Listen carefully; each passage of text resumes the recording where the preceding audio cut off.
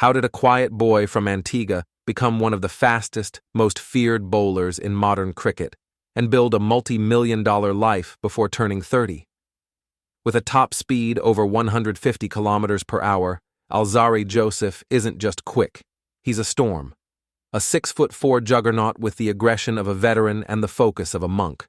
But behind the raw pace and rising fame lies a story few outside the Caribbean truly know.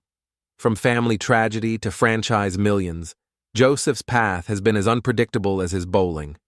Stick around to find out how one deeply personal loss nearly ended it all, before he shocked the cricketing world just hours later. Alzarri Joseph was born on November 20th, 1996, in Antigua and Barbuda, a twin-island Caribbean nation known for turquoise waters, calypso rhythms, and cricket royalty. His father, Alva, was a cricket coach. His mother, Sharon, worked tirelessly to support the family. But Alzarri wasn't born into privilege. Cricket wasn't a pastime. It was a path. And every over bowled on dusty fields in St. Mary's was one step closer to something bigger. At just 11, coaches saw something frighteningly rare, a tall, wiry boy who could bowl fast. Not just good for his age fast, but jaw-droppingly fast. He honed his skills at Liberta Sports Club, an incubator of raw West Indian talent. But while others played for fun, Joseph had something deeper driving him: focus, discipline, and an eerie calm under pressure. That calm would soon be tested and forged into fire. But those early lessons weren't just memories. They set the stage for a career that would shake an entire sport. Joseph's breakout moment came at the 2016 ICC Under-19 World Cup. Representing West Indies, he bowled with venom, bagging 13 wickets and leading his team to victory. By the final, whispers had become roars. Who is this kid? The answer came quickly. He made his Test debut later that year against India and dismissed Virat Kohli with just his second delivery. Not many bowlers in history can claim that. Suddenly, this teenager from Antigua was on every selector's radar and every batsman's watch list. Then came the Indian Premier League. In 2019, Joseph signed with the Mumbai Indians as a replacement and stunned the cricketing world by taking 6 wickets for 12 runs on debut. It remains the best bowling figure in IPL history to this day. That performance alone turned heads from Mumbai to Melbourne. Franchise contracts poured in: St. Kitts and Nevis Patriots, Joburg Super Kings, Gujarat Titans, and more. With influence now in hand, the question became, where did the money come from, and how much?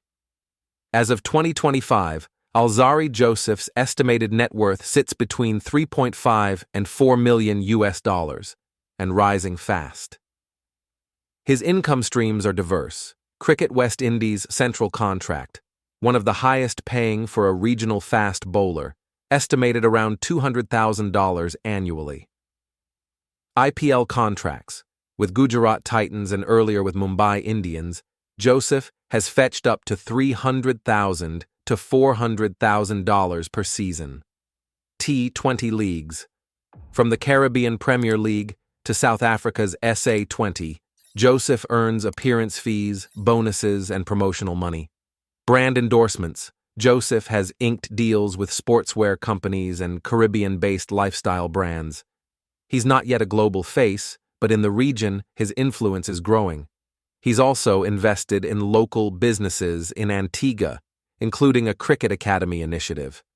But here's what's striking. Unlike some of his flashier teammates, Joseph rarely flaunts it. His wealth is evident, but not loud. But wealth isn't just numbers on a balance sheet. It's the sprawling estates and quiet luxuries that tell a deeper story.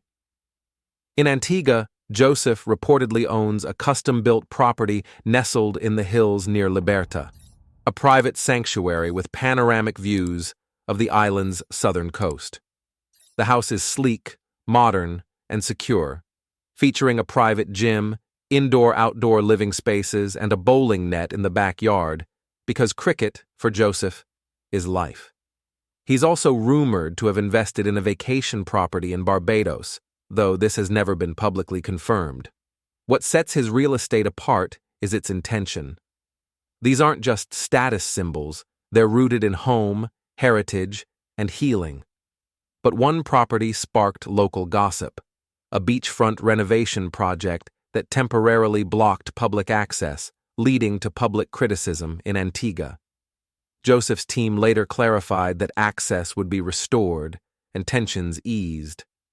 But no property sparked as much outrage as the one linked to his controversial inner circle.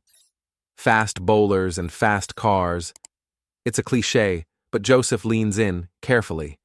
He's been spotted in a matte black Range Rover Velar, a BMW M5, tuned for performance, and surprisingly, a Toyota Hilux, his daily driver in Antigua, where roads are rough and flashy cars draw attention.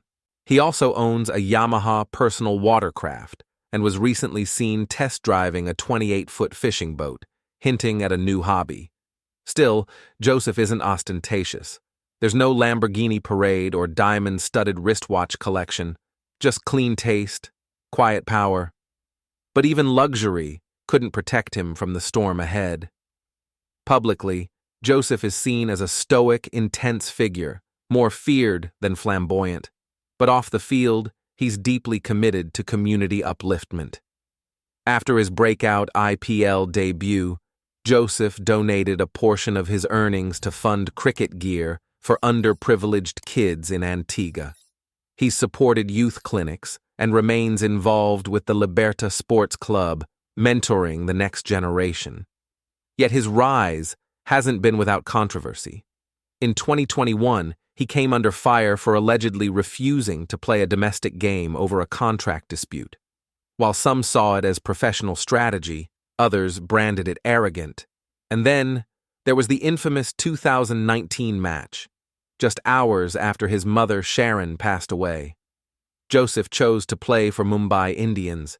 He took 2 wickets. The world mourned. Some called it brave, others exploitative.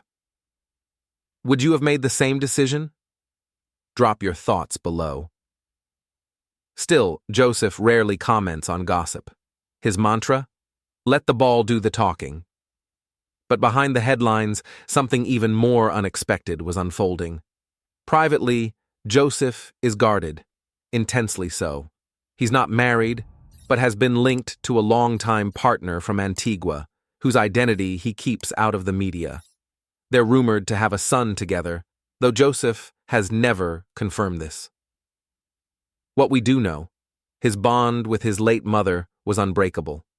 Even now, he wears a bracelet with her initials before every match. His father, Alva, remains a quiet pillar in his life, often seen at games in the region. Cricket is the family religion, but grief changed the way Joseph approaches the game. He meditates before bowling, avoids the party circuit, and spends off-seasons in solitude. Some say he's monk-like in how he prepares. But even monks have shadows. He's been open about mental health challenges after his mother's death, and now works with a therapist during international tours. Because for all the power he unleashes on the pitch, Joseph is still just a son trying to make sense of legacy. So, was this the story of a cricket superstar, or something more human? From backyard nets in St. Mary's to breaking IPL records and building a multi-million-dollar life before 30, Alzarri Joseph isn't just chasing legends, he's becoming one. But with fame comes scrutiny, and with power comes pressure. In the end, is Alzarri Joseph the next great Caribbean fast bowler, or a cautionary tale about what it costs to stay on top? Drop your thoughts in the comments. Visionary or illusion?